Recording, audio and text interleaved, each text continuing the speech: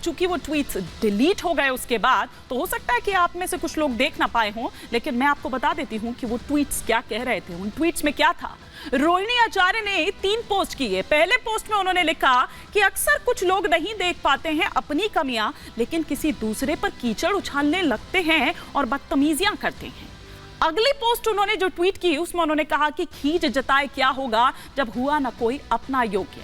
विधि का विधान कौन टाले जब खुद की नीयत में ही हो खोट। तो वहीं तीसरा ट्वीट भी किया गया रोहिणी आचार्य द्वारा, और उन्होंने कहा कि नीतीश कुमार के समाजवादी पुरोधा होने के जो दावे हैं उस पर भी वो सवाल खड़ी करती नजर आई। तो आज इसी पर कर रही हूं 5 का प्रहार, लेकिन इससे पहले कि आगे बढ़ूं, आपको जरा मैं कुछ ग्राफिक्स के माध्यम से यह भी दिखाती हूं कि किस तरह से दरअसल जेडीयू और आरजेडी के बीच जो ये शीत युद्ध है ये आज से नहीं बल्कि पहले से ही चल रहा था। और ग्राफिक्स के माध्यम से आपको दिखाती हूं कि कल किस तरह से नीतीश कुमार ने प्रधानमंत्री का आभार भी जताया। जो वो कार्यक्रम था जिसमें तेजस्वी और वो साथ साथ जरूर बैठे थे, लेकिन बातचीत कोई नहीं हो रही थी। उधर बगैर नाम लिए लालू प्रसाद यादव की बेटी ने नीतीश कुमार पर तंज कसा।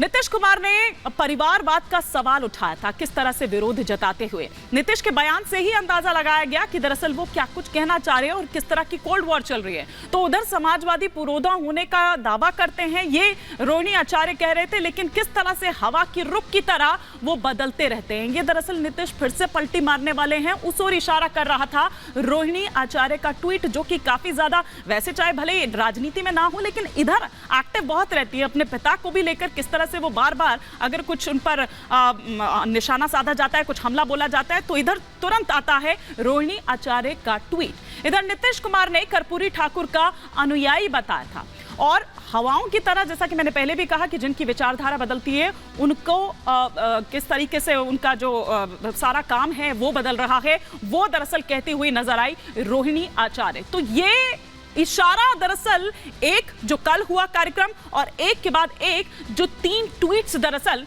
रोहिणी आचार्य द्वारा किए गए।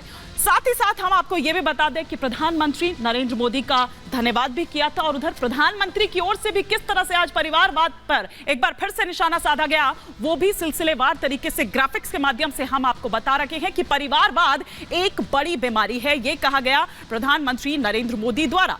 परिवारवादी पार्टियों को हराना है, ये साफ तौर पर संकेत देते हुए, कहते हुए परिवारवाद युवाओं को आगे बढ़ने नहीं देता है।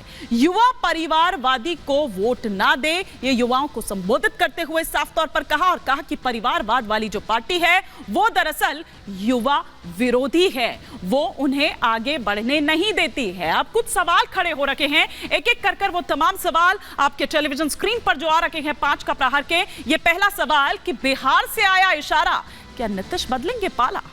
दूसरा सवाल जो आपकी स्क्रीन पर चेंज हो रहा है वो ये कि INDIA में दरार पर दरार, अगला नंबर क्या है बिहार? तीसरा सवाल ये कि 24 की लड़ाई परिवारवाद पर क्या आ चुकी है अब? चौथा सवाल जो आ रहा है वो ये कि बंगाल के बाद अब बिहार में राहुल से किनारा हो रहा है। कल हमने देखा कि बंगाल से किस तरह से एकला चलो की राह वो अपनाए हुए हैं। ये भी कहा कि भैया वहां से उनकी न्याय यात्रा गुजरनी है और हमें ही नहीं कहा गया। और आज आप देखिए कि न्याय यात्रा जब गुजरनी है उससे ठीक पहले किस तरह का खेला हो रहा है। अब 5वां और अंतिम सवाल जो आपकी स्क्रीन पर सामने आ रहा है वो ये कि रामलला की प्राण प्रतिष्ठा 400 प्लस की पक्की व्यवस्था क्या अब इसके जरिए हो चुकी है? ये वो तमाम सवाल है जिनके इर्द गिर्द आज हमारी जो चर्चा है वो रहने वाली है। लेकिन उससे पहले एक बड़ी खबर जो आ रही है वो भी मैं आपको यहां पर बता दूं कि किस तरह से पटना में नीतीश कुमार के आवास पर एक बड़ी बैठक जो है वो चलाई जा रही है।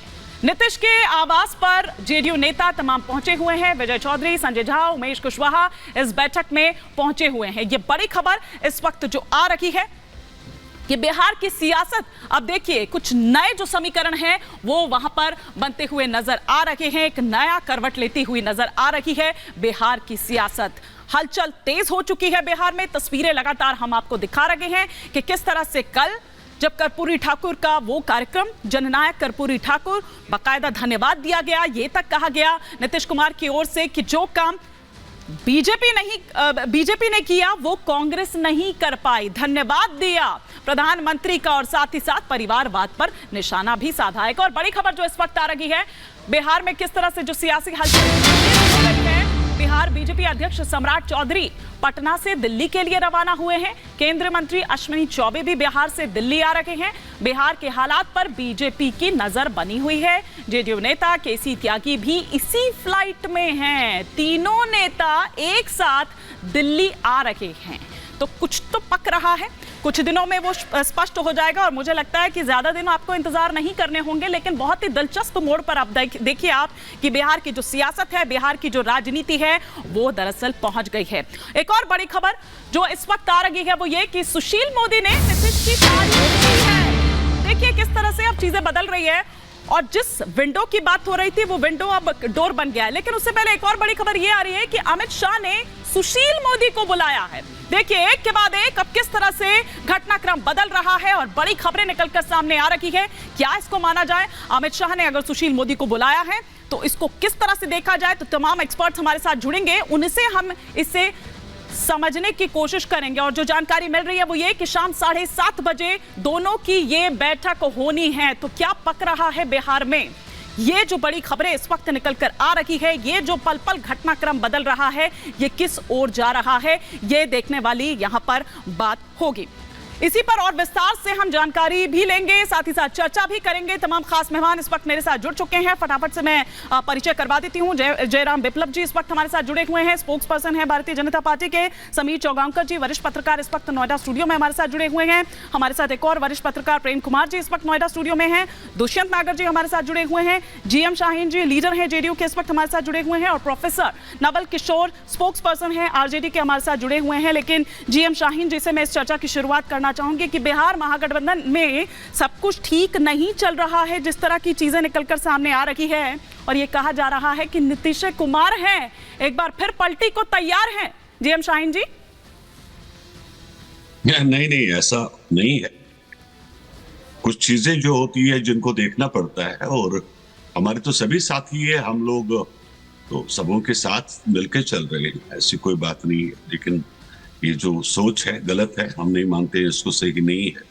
लेकिन काफी सारी चीजें होती है जिनके ऊपर जो है इंडिया गठबंधन को देखना चाहिए। और अगर सीट शेयरिंग में कहीं कोई तकलीफ है, जैसे मैं आपके प्रोग्राम को सुन रहा था, तो ये उनका काम है, चाहे बंगाल है या बिहार है, तो उनका काम है कि वो देख ले। नहीं देख पाते हैं तो उसमें जेडीयू क्या कर सकता है, हम वो हमारी परेशानी तो है नहीं, वो ये लोग देख ले। शाहीन जी रही बात, आप बखूबी मेरी बात को समझ रहे हैं। वो गठबंधन तो बाद में आएगा, पहले तो उस गठबंधन की बात मैं कर रही हूं जो बिहार में है। और जिस तरह से एक के बाद एक गाहे बगाहे जो ट्वीट्स किए जा रहे हैं, जिस तरह के बयान सामने आ रहे हैं, जो तीर छोड़े जा रहे हैं।